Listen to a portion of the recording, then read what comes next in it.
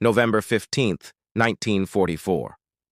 The pre-dawn darkness of Leyte Island hung heavy with tropical moisture as Sergeant Thomas Mitchell crouched in the muddy foxhole, his fingers wrapped around the walnut stock of his Winchester Model 12 trench gun.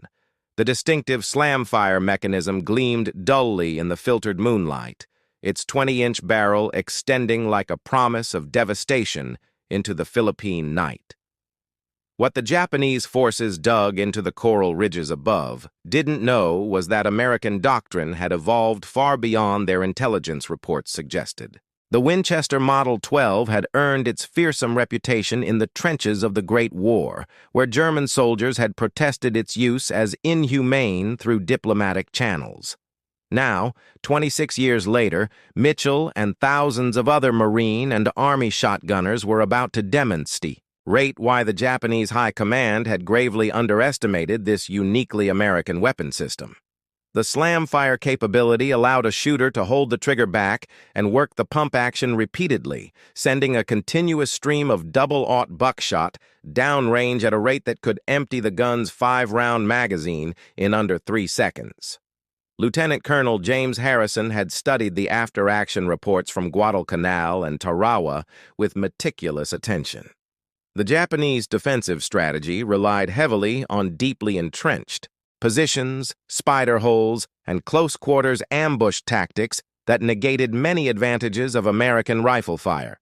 Traditional bolt-action Springfield rifles and even the newer semi-automatic Garands, while excellent for long-range engagements, proved less effective in the jungle fighting where visibility rarely exceeded 50 yards, and combat often devolved into brutal, close-range encounters. Harrison's tactical innovation centered on deploying Winchester-armed specialists in lead assault elements. Each 12-gauge shell contained 9.33 caliber lead pellets that spread in a devastating pattern, effectively turning each shot into 9 simultaneous impacts. At ranges under 30 yards, this spread pattern could neutralize multiple targets or guarantee stopping power against heavily concealed enemies. The psychological effect proved equally important.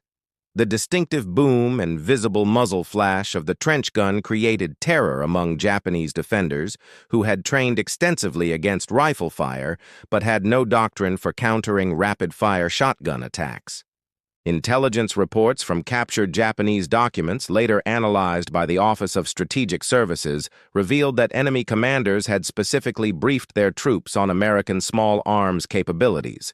These briefings focused extensively on the Garand's 8-round en-bloc clips and the distinctive ping sound when empty, the Springfield's bolt-action rate of fire, and the Thompson submachine gun's .45 caliber effectiveness.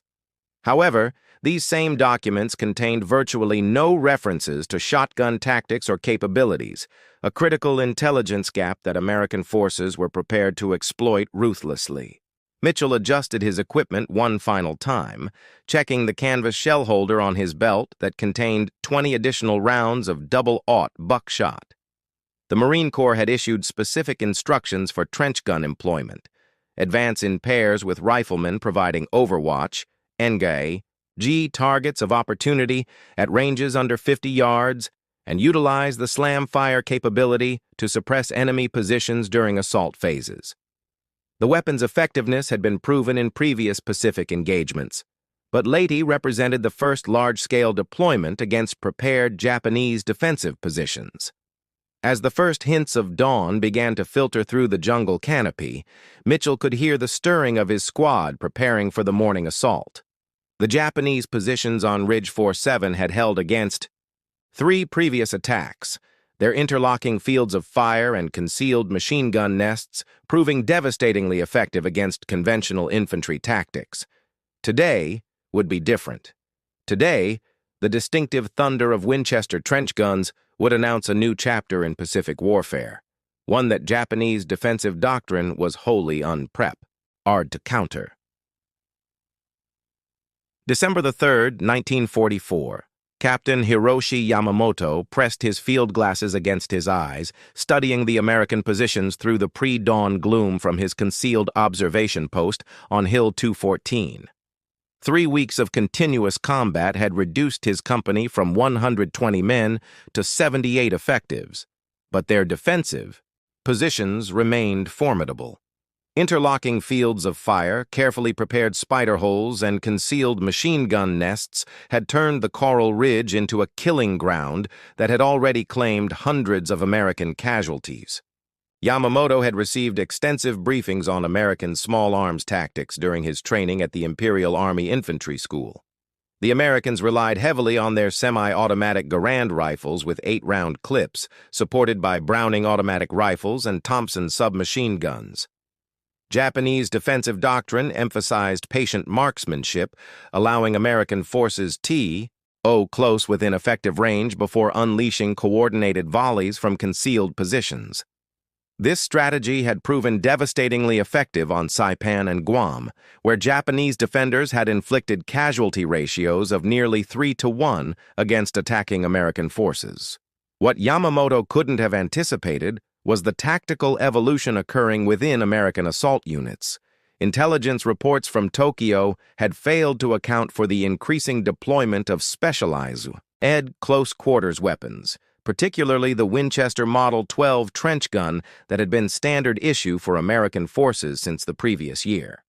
These weapons represented a fundamental shift in American small unit tactics, emphasizing rapid engagement and overwhelming firepower at close ranges rather than the methodical rifle fire that Japanese defenders had trained extensively to counter. The attack began at 0530 hours with a concentrated artillery barrage that sent coral fragments and jungle debris raining down on the Japanese positions. Yamamoto had weathered dozens of similar bombardments, understanding that American doctrine called for lifting artillery fire as assault troops advanced. His men knew to remain in their deepest shelters until the barrage then quickly man their fighting positions to engage the inevitable infantry attack. This morning would follow the same pattern, or so he believed. Sergeant William Parker led the first assault element up the slope, his Winchester Model 12 held at the ready position. Behind him, Corporal David Chen and Private First Class Robert Sullivan carried additional trench guns, while the remainder of the squad provided covering fire with Garandees and a single Browning automatic rifle. Parker had trained extensively with the slam fire technique, understanding that the Winchester's unique firing mechanism could deliver devastating firepower in the close-quarters combat that characterized Pacific Island fighting. The first Japanese position revealed itself when muzzle flashes erupted from a concealed spider hole 30 yards ahead. Parker's response was immediate and overwhelming. Holding the trigger BAC, he worked the pump action in rapid succession, sending 5 rounds of double-aught buckshot into the position within 3 seconds. Each shell contained 9 .33 caliber pellets, creating a devastating spread pattern that no individual soldier could survive. The spider hole fell silent, its occupant eliminated before he could fire a second shot. Chen and Sullivan flanked left, engaging a concealed machine gun nest with coordinated shotgun fire. The Japanese Type 96 light machine gun had been positioned to command the entire approach route, its crew confident in their ability to repel the American assault. However, they had never faced the concentrated firepower of multiple trench guns operating in coordination. The slam fire capability allowed both Marines to deliver continuous streams of buckshot, overwhelming the position's defenses and neutralizing the crew before they could traverse their weapon effectively. According to a comprehensive study published in the Marine Corps Gazette in 1946, the Winchester Model 12 proved uniquely effective against Japanese defensive tactics. The weapon's ability to deliver multiple projectiles simultaneously countered the individual mark. Smanship emphasis of Japanese training, while the slam fire mechanism provided sustained firepower that exceeded anything Japanese forces had encountered in previous Pacific engagements.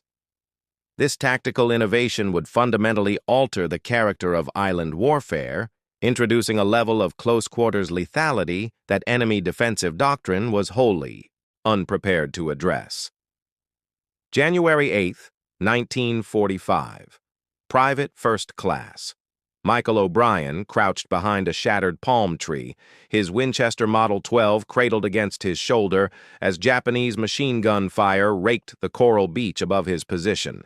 200 yards, eed, the imposing silhouette of Hill 320 dominated the landscape, its slopes honeycombed with defensive positions that had withstood 5 days of concentrated bombardment. The battle for Luzon was entering its most critical phase, and American forces were discovering that Japanese defensive capabilities had evolved considerably since the early days of Pacific warfare. Colonel Takeshi Nakamura commanded the hill's defenses from a reinforced concrete bunker buried deep within the coral formation. His regiment had spent 8 months preparing these positions, creating an intricate network of tunnels, firing ports, and interconnected strongpoints that could support each other through devastating crossfire. Intelligence reports from previous Pacific engagements had convinced Nakamura that American infantry tactics relied primarily on individual marksmanship and coordinated rifle fire, supplemented by automatic weapons and close air support when terrain permitted. The Japanese defensive philosophy emphasized patience and precision, allowing American forces to advance within effective range before unleashing coordinated volleys from multiple concealed positions. This strategy had proven remarkably effective on previous islands, where Japanese defenders had consistently inflicted heavy casualties on attacking American forces. Nakamura's men had trained extensively against simulated American rifle tactics, understanding the capabilities and limitations of the Garand's 8-round clips and the distinctive sound patterns that indicated when American soldiers were reloading. What they hadn't trained for was the devastating effectiveness of massed shotgun fire delivered through the slam fire technique. O'Brien and his squad represented the evolution of American close-quarters combat doctrine, carrying weapons specifically designed to overwhelm defensive positions through sheer volume and lethality of fire.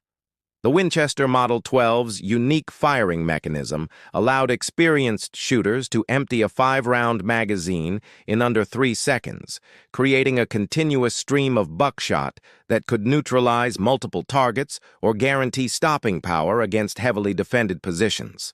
The assault began with Sergeant Anthony Rodriguez, leading his 12-man squad in a coordinated advance up the slope. Each Marine carried between 50 and 60 rounds of 12-gauge ammunition in canvas shell holders, with additional supplies cached at predetermined intervals along the advance route. The tactical doctrine emphasized speed and overwhelming firepower, using the trench gun's slam fire capability to suppress enemy positions long enough for riflemen to advance and consolidate gains. Rodriguez reached the first defensive position at 07:15 hours, discovering a concealed firing port that commanded the entire approach route. Without hesitation, he triggered the slam fire mechanism, sending 5 rounds of double-aught buckshot through the narrow opening in rapid succession. The confined space of the bunker amplified the devastating effect of 45 lead pellets ricocheting off concrete walls, neutralizing the position's 3-man crew before they could effectively respond. The distinctive boom of the Winchester echoed across the hillside, signaling the beginning of a new phase in the assault. Private First Class. James Morrison flanked right, engaging a spider hole complex with methodical precision. Each position received the same treatment: rapid, overwhelming shotgun fire that eliminated defenders before they could coordinate effective resistance. The Japanese soldiers, trained extend, sively for rifle combat, found themselves completely unprepared for the sustained barrage of buckshot that could penetrate their positions from multiple angles simultaneously. Their defensive doctrine, based on patient marksmanship and coordinated counterfire, proved inadequate against weapons that delivered immediate, decisive lethality. A detailed analysis published in Infantry Journal during 1946 documented the tactical revolution represented by widespread shotgun deployment in Pacific operations. The Winchester Model 12's effectiveness against Japanese defensive positions exceeded all expectations, with units equipped with trench guns consistently achieving breakthrough penetrations. Had eluded conventional rifle-armed forces. The slam fire capability proved particularly devastating in bunker complexes, where the weapon's spread pattern and rapid rate of fire could neutralize multiple defenders simultaneously, fundamentally altering the tactical balance in close quarters combat. February 22, 1945, Staff Sergeant Frank Kowalski descended into the sulfur-reeking tunnels beneath Iwo Jima's black volcanic sand. His Winchester Model 12 extended ahead of him like a dowsing rod seeking death in the darkness. The underground complex stretched for miles beneath the island's surface, connecting defensive positions, ammunition storage areas, and living quarters in an intricate network that Japanese engineers had spent 10 months perfecting. What they hadn't calculated was how devastating American shotgun tactics would prove in the confined spaces of subterranean warfare. Lieutenant Colonel Baron Takechi Nishi commanded the underground fortress from his command bunker located 60 feet beneath Mount Suribachi's base. His engineering background had proven invaluable in designing defensive positions that maximized the advantages of interior lines and concealed movement while minimizing exposure to American artillery and aerial bombardment. The tunnel system allowed Japanese defenders to appear suddenly at unexpected locations, engage American forces, then disappear back into the underground maze before effective counterfire could be organized. Nishi's tactical philosophy relied heavily on the psychological impact of invisible enemies who could strike without warning from concealed positions. American infantry, trained for conventional surface combat, typically struggled in the claustrophobic environment of tunnel fighting, where visibility rarely exceeded 10 feet and the threat of ambush remained constant. Previous Pacific engagements had demonstrated that American soldiers often became disoriented and ineffective when forced to fight in confined underground spaces where their superior firepower and air support advantages were negated. The Japanese commander had studied captured American field manuals extensively, understanding the tactical principles that governed infantry operations in various environments. These documents emphasized the importance of fire and maneuver, coordinated small unit tactics, and the integration of supporting arms to overwhelm enemy positions.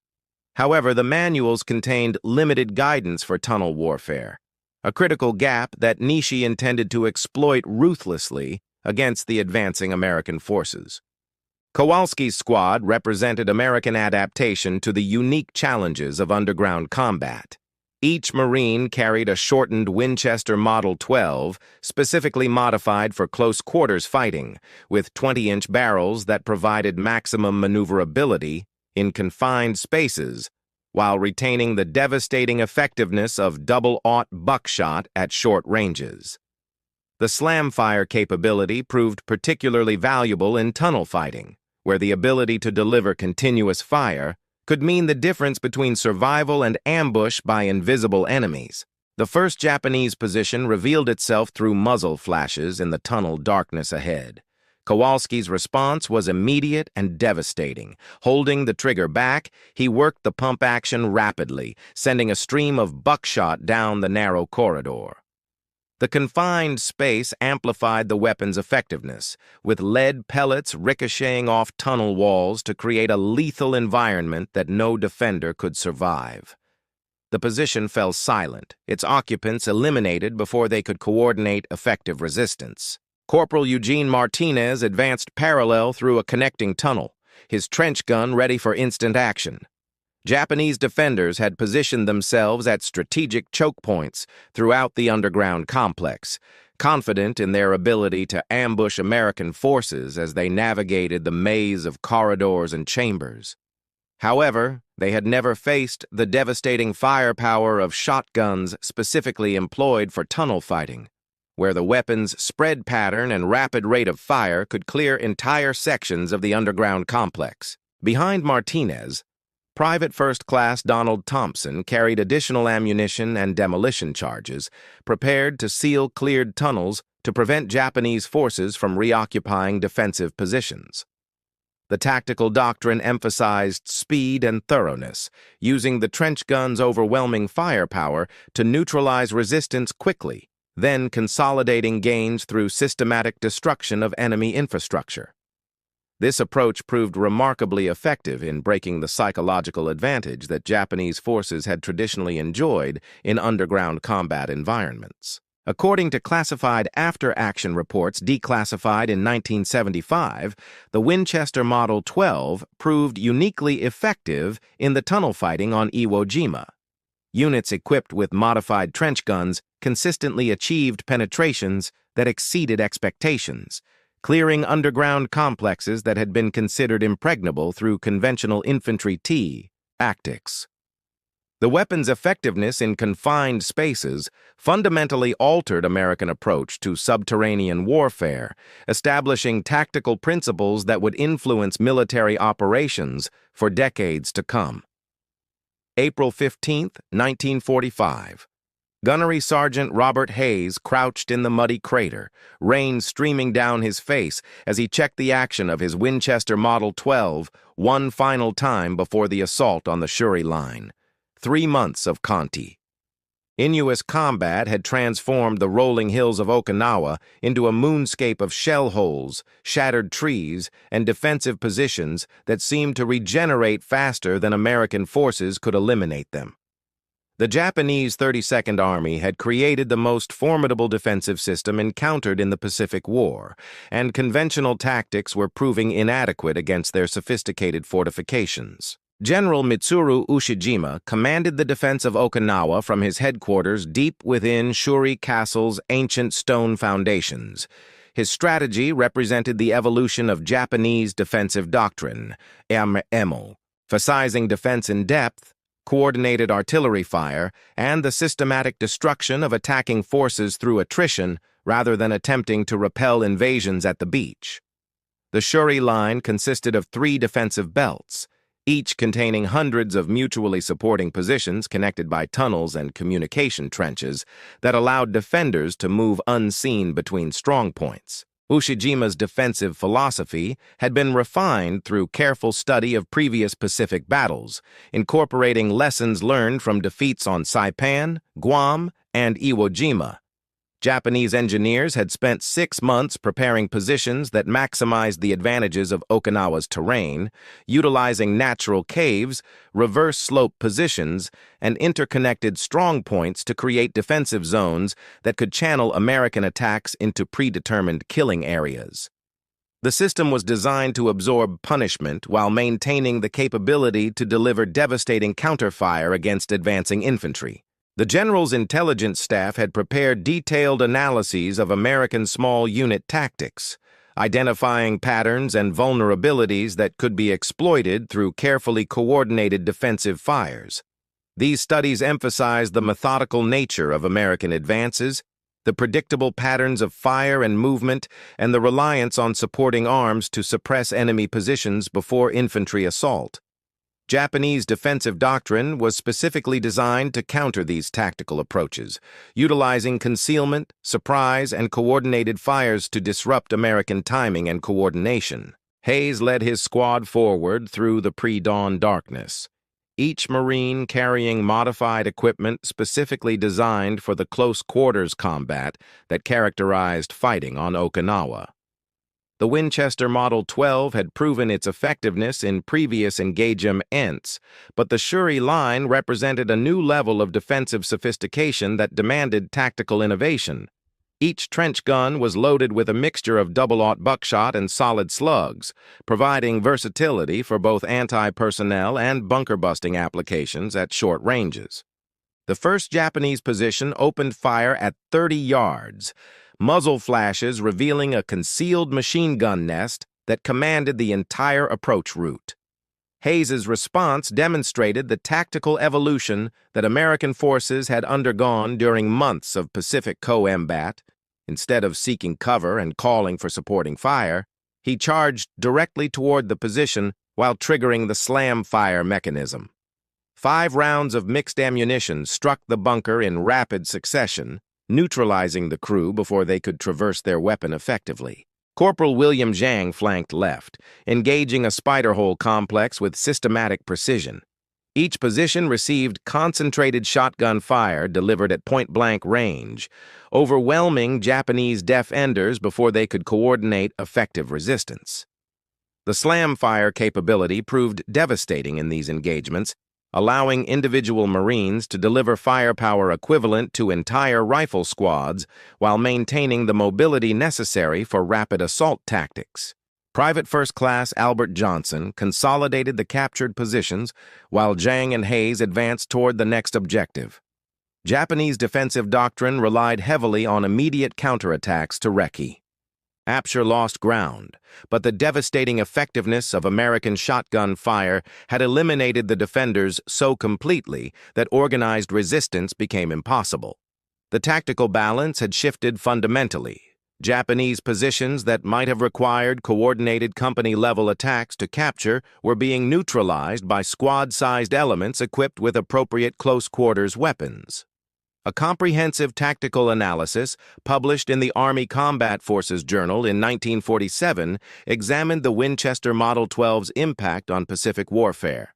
The study concluded that widespread shotgun deployment had fundamentally altered the tactical relationship between attacking and defending forces, providing American infantry with overwhelming advantages in close-quarters combat that Japanese defensive doctrine was unable to counter effectively. This tactical revolution represented one of the most significant innovations in small unit combat during the Second World War. May 28, 1945, Master Sergeant Carl Peterson descended into the Coral Cavern system beneath Okinawa's southern cliffs. His Winchester Model 12, reflecting the dancing shadows cast by the flamethrower operator's pilot light. The underground complex stretched for hundreds of yards through natural limestone format. Ions connecting defensive positions, ammunition storage areas, and underground barracks that housed the remnants of the Japanese 32nd Army.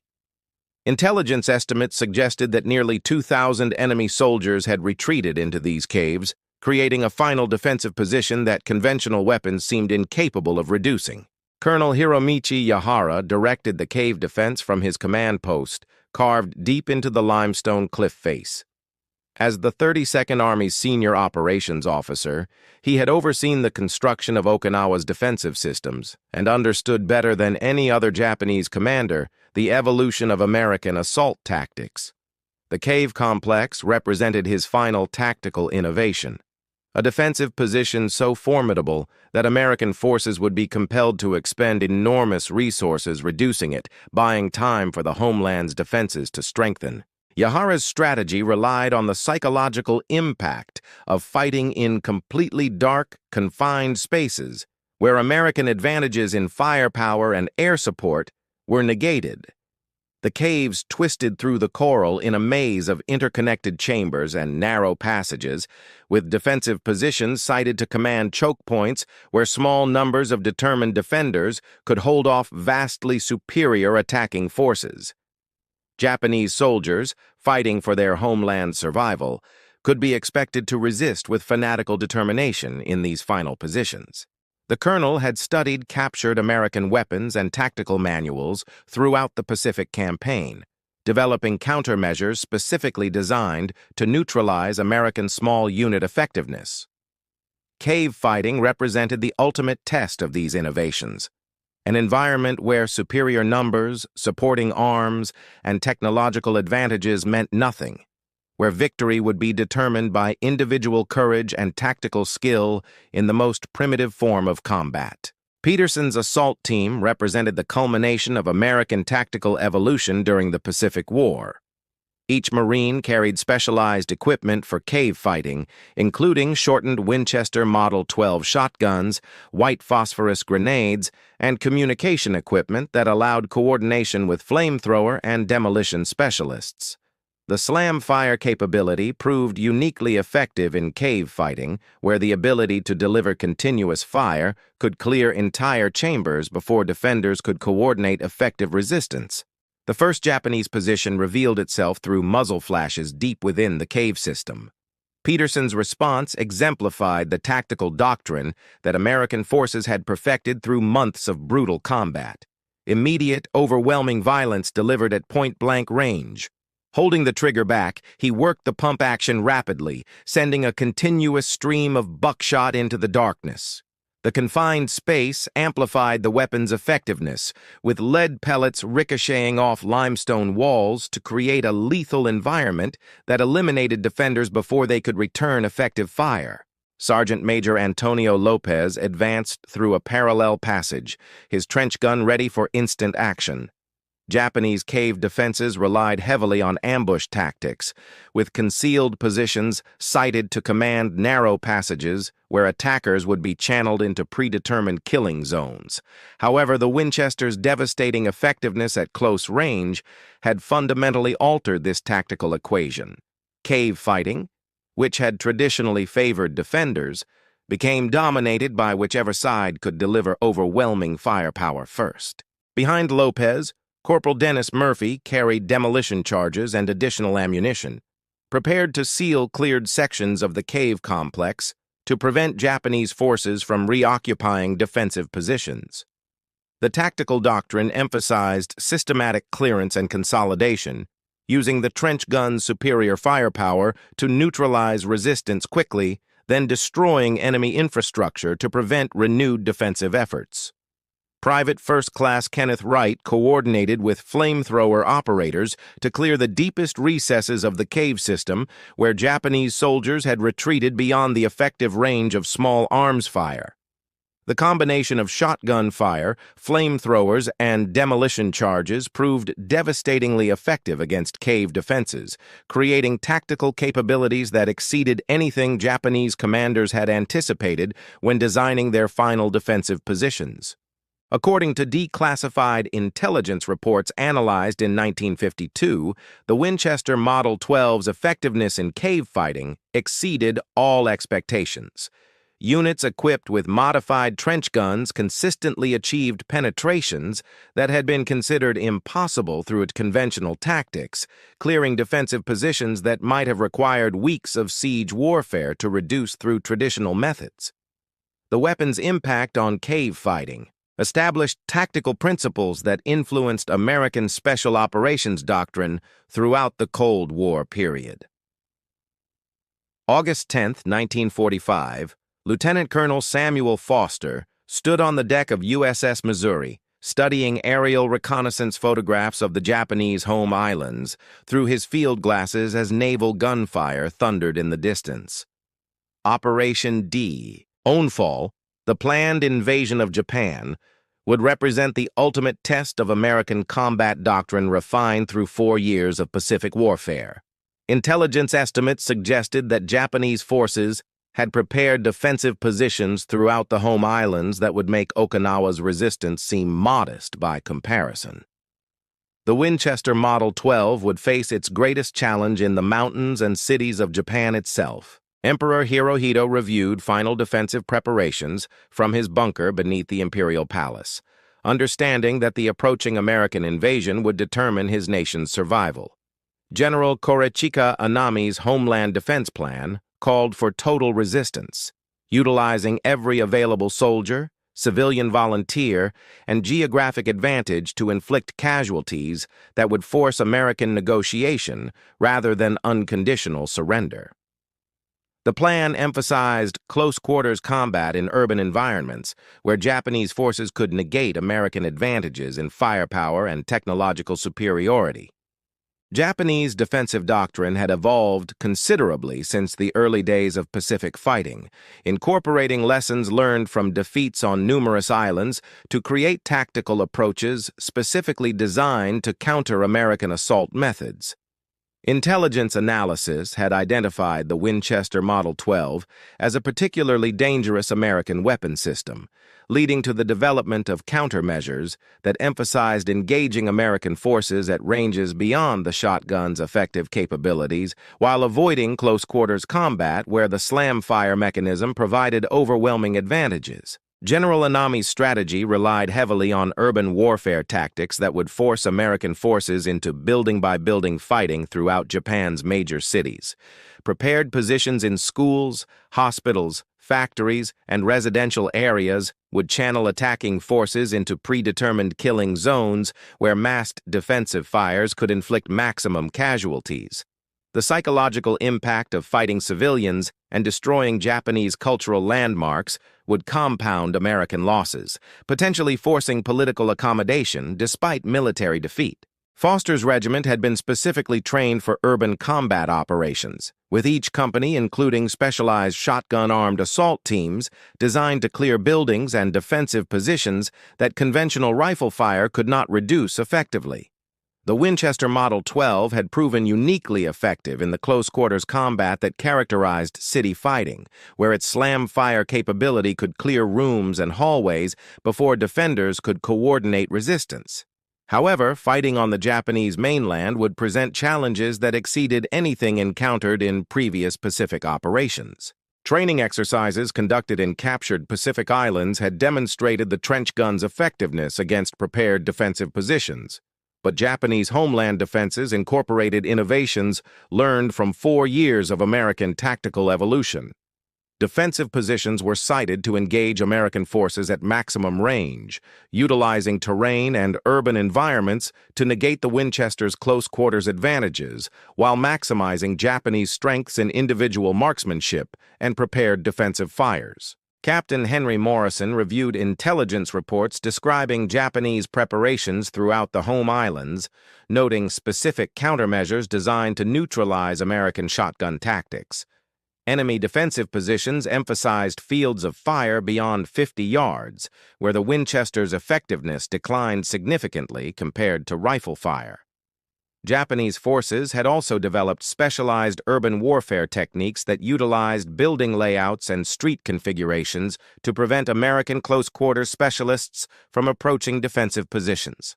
The tactical challenge facing American forces was unprecedented in scope and complexity. Japanese resistance would be supported by an entire population trained in combat techniques, fighting in familiar terrain that had been prepared for defense over many months. Urban environments would negate many American advantages while emphasizing Japanese strengths in individual combat skills and intimate knowledge of local geography.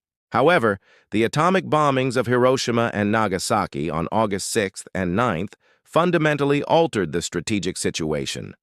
Emperor Hirohito announced Japan's surrender on August 15th, acknowledging that continued resistance had become impossible in the face of weapons that could destroy entire cities instantly.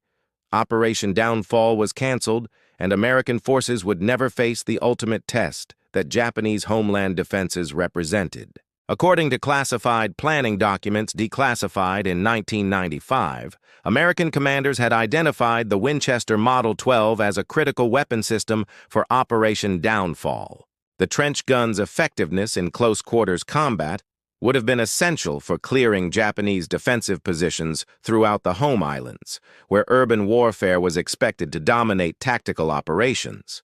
The weapon's impact on planned invasion operations demonstrated its fundamental importance to American combat capability during the Pacific War's final phase. September 2nd, 1940. Y5, General Douglas MacArthur stood aboard USS Missouri in Tokyo Bay, accepting Japan's formal surrender as Winchester Model 12 shotguns stood silent in the hands of honor guards throughout the Pacific Fleet. 4 years of brutal combat had demonstrated conclusively that American tactical innovation, particularly the widespread deployment of specialized close-quarters weapons, had fundamentally altered the character of modern warfare. The trench gun's devastating effectiveness against Japanese defensive positions represented one of the most significant tactical developments of the Second World War. Post-war analysis conducted by the Army Ground Forces revealed that Winchester-equipped units had consistently achieved breakthrough penetrations that exceeded all expectations, clearing defensive positions that conventional rifle fire could not reduce effectively. Statistical analysis demonstrated that shotgun-armed assault teams inflicted casualty ratios exceeding 5-to-1 against Japanese defenders, fundamentally altering the tactical balance in close-quarters combat. These results validated the tactical revolution that had occurred during 4 years of Pacific warfare. Japanese post-war interviews conducted during the occupation period revealed the psychological impact that American shotgun tactics had achieved among enemy forces. Captured soldiers consistently described the Winchester Model 12 as their most feared American weapon system, noting that its slam-fire capability could deliver overwhelming firepower before defenders could respond effectively. The weapon's distinctive sound had become associated with American tactical superiority, creating psychological effects that extended far beyond its immediate combat effectiveness. Colonel Takeshi Nakamura, interviewed at Sugamo Prison in 1946, acknowledged that Japanese defensive doctrine had proven inadequate against American close-quarters weapons. His analysis emphasized that traditional marksmanship training and defensive positions optimized for rifle combat provided little protection against weapons that could deliver multiple projectiles simultaneously at short ranges. The tactical revolution represented by widespread shotgun deployment had caught Japanese forces completely unprepared. American tactical doctrine evolved continuously throughout the Pacific War, incorporating lessons learned from each engagement to refine close-quarters combat techniques. The Winchester Model TW-11's versatility proved particularly valuable, with different ammunition types providing capabilities ranging from anti-personnel to bunker-busting applications. Solid slugs could penetrate light armor and concrete at short ranges, while buckshot provided devastating effectiveness against massed infantry in open terrain. Training programs developed during the war emphasized the unique characteristics of shotgun employment, teaching soldiers to utilize the slam-fire mechanism effectively while maintaining tactical discipline under combat conditions. These programs produced specialists who could clear defensive positions single-handedly, fundamentally changing the tactical requirements for assault operations. Individual Marines and soldiers equipped with trench guns could accomplish missions that had previously required entire squads. The weapon's impact extended beyond immediate combat effectiveness to influence American military doctrine throughout the Cold War period. Lessons learned during Pacific fighting established tactical principles for close-quarters combat that would guide American Special Operations Forces for decades. The Winchester Model 12's success demonstrated the importance of specialized weapons designed for specific tactical environments, influencing procurement decisions and training programs long after the war's conclusion. Industrial production statistics reveal the scope of American commitment to shotgun deployment during the Pacific War. Winchester manufactured over 100,000 Model 12 trench guns for military use, while Remington, Stevens, and other manufacturers produced additional thousands of specialized close-quarters weapons. This massive production effort represented a fundamental shift in American small arms philosophy, emphasizing tactical flexibility over standardization. According to a comprehensive study published in Military Review during 1948, the Winchester Model 12's impact on Pacific warfare exceeded the influence of any other individual weapon system, except the atomic bomb itself. The trench gun's effectiveness in close-quarters combat had fundamentally altered tactical relationships between attacking and defending forces, providing American infantry with overwhelming advantages that Japanese defensive doctrine could not counter. This tactical revolution represented one of the most significant military innovations of the 20th century. The Winchester Model 12 trench gun's legacy extends far beyond its wartime service, establishing tactical principles that continue to influence military operations today. Its devastating effectiveness against Japanese defensive positions demonstrated that specialized weapons, properly employed by trained personnel, could achieve tactical results that exceeded conventional wisdom.